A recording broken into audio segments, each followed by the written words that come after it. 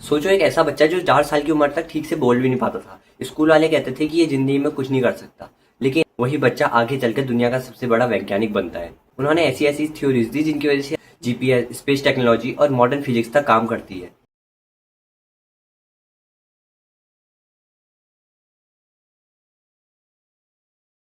मैं बात कर रहा हूँ the great philosopher of science doctor Albert Einstein की। लेकिन उनकी जिंदगी सिर्फ एक सफलता नहीं थी, उसमें गरीबी थी, स्ट्रगल था और एक ऐसा दिमाग जो कभी रुकता ही नहीं था।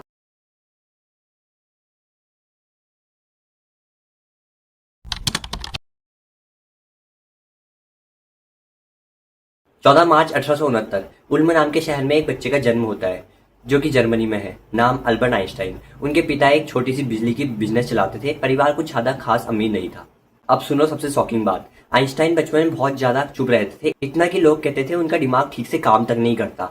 कई लोग तो ये तक कहते थे कि उनके टीचर जो है उन्हें कमजोर समझते हैं। लेकिन उस बच्चे के दिमाग में हमेशा सवाल रहते थे कि आसमान नीला क्यों है, बिजली कैसे दौड़ती है और अगर मैं बिजली के साथ दौड़ूं तो क्या होगा। बाकी बच्चे पढ़ते रहते थे और आइंस्टाइन सिर्फ सोचते रहते थे। एक बार आइंस्टाइन के पिताजी ने उन्हें कंपास दिया। उन्होंने देखा कि जो कंपास है वो एक ही डायरेक्शन में घूम रहा है। वो हैरान रह गए। उन्होंने कहा कोई तो इनविजिबल पावर है जो इसे घुमा रही है। बस वहीं से उनकी सोच बदल गई। वहीं से उनके मन में दुनिया के इनविजिबल रूल समझने का जुनून सवार हो गया। स्कूल में उन्हें रटकर पढ़ना पसंद नहीं था। वो हर चीज का रीजन पूछते थे। कई बार टीचर परेशान भी हो जाते थे और कई बार डांट भी देते थे। कभी कभी तो टीचर ये तक कहते थे कि तुम जिंदगी में कुछ नहीं कर सकते। लेकिन आइंस्टाइन को इससे कोई फर्क नहीं पड़ता था। उन्हें नंबर से ज्यादा सच्चाई खोजने में मजा आता था। बाद में उनकी पूरी फैमिली इटली शिफ्ट हो गई और आइंस्टाइन पढ़ाई के लिए ज्यूरिच पहुंचे, जो कि स्विट्जरलैंड का एक बहुत जाना पहचाना और बेहद खूबसूरत शहर।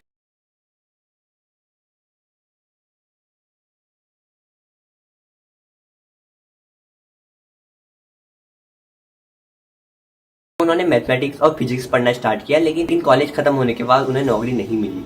सोचो दुनिया का सबसे बड़ा वैज्ञानिक नौकरी के लिए दर दर भटक रहा था। फाइनली उन्हें पेटेंट ऑफिस में छोटी सी जॉब मिली। वो लोगों के लिए इन्वेंशन चेक करते थे, लेकिन उसी छोटी नौकरी के दौरान उन्होंने दुनिया बदलने वाले आइडिया सोचे। फिर आया ईयर 1905। इस ईयर को आज भी लोग आइंस्टाइन का मिरेकल ईयर मानते हैं। इस साल उन्होंने 4 ऐसे रिसर्च पेपर लिखे जिन्होंने फिजिक्स की दुनिया हिला दी। और फिर आया वो फॉर्मूला जिसे आज पूरी दुनिया जानती है।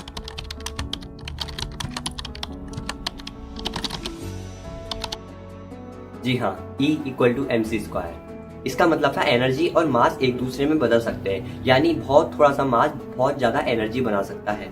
यही कॉन्सेप्ट आगे चलकर न्यूक्लियर एनर्जी और एटॉमिक बॉम्ब में तक इस्तेमाल हुआ।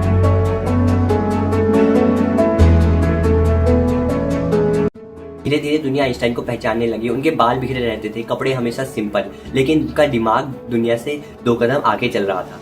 लोग उन्हें जीनियस कहने लगे। 1921 में उन्हें नोबेल प्राइज इन फिजिक्स मिला। लेकिन मजेदार बात यह है कि उन्हें ये प्राइज उनके फॉर्मूला के लिए नहीं बल्कि इलेक्ट्रोमैग्नेटिक एनर्जी में काम करने के लिए मिला। उसी समय एडोल्फ हिटलर का दौर शुरू हुआ और जर्मनी में ज्यूइश के लिए बहुत ज्यादा खतरनाक हालत होते जा रहे थे। उन्हें अपना देश छोड़ना पड़ा और बाद में जाके वो यूनाइटेड स्टेट शिफ्ट हो गए।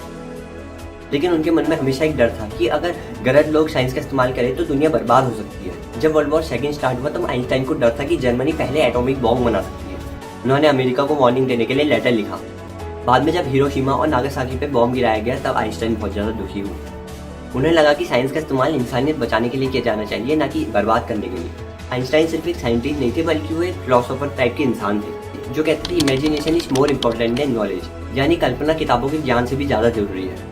उनका मानना था कि सवाल पूछना कभी कम नहीं करना चाहिए। एंड 18 अप्रैल 1955 आइंस्टाइन इस दुनिया को छोड़कर चले गए, लेकिन उनकी सोच आज भी जिंदा है। आज भी जब कोई बच्चा आसमान को देखकर सवाल पूछता है या कोई साइंटिस्ट नई खोज करता है तो वहाँ कहीं ना कहीं आइंस्टाइन की सोच मौजूद होती है। तो दोस्तों, आइंस्टाइन हमें ये सिखाते हैं कि अगर लोग तुम्हें कमजोर समझे तो इसका मतलब ये नहीं है कि तुम कमजोर हो। कभी कभी दुनिया जिस इंसान को कमजोर समझती है वही इंसान इतिहास बदल देता है।